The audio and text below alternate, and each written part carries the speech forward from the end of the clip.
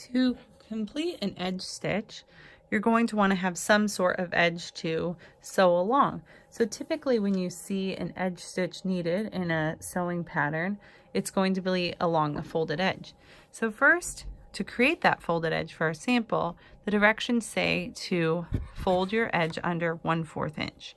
So I take my seam gauge and I slide the bar to 1/4 inch, and then I begin to press. Now, the cool thing about muslin fabric, or actually a lot of fabrics, is you can actually finger press with your fingers to get it started.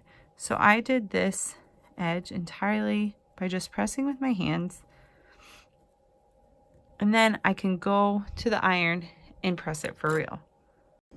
So I pressed it under 1/4 inch more securely with the iron, and the next step says to fold the fabric again on top of itself 1 inch.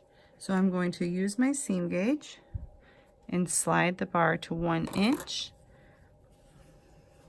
and then same thing, I'm going to use my fingers to get it started. So I slide the seam gauge along, making sure it's at 1 inch, and I'm just going to get it started. Once I feel it is where I want it, I can go ahead and press it for real. So I pressed my fabric first under 1/4 inch, then 1 inch, and now I'm ready to edge stitch.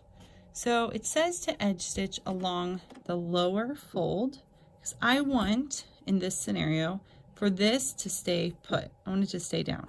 So if you sewed up here, that wouldn't really accomplish much because it could still flap up this way.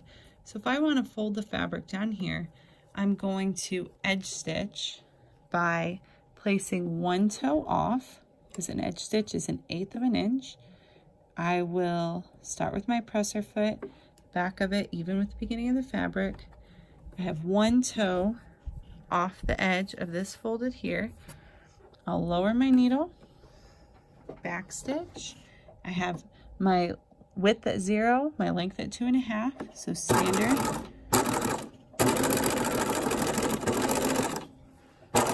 And I'm just going to stitch along the fold, one toe off, meaning 1/8 inch, all the way to the end, and back stitch, needle up, pull my fabric out, and then trim my threads.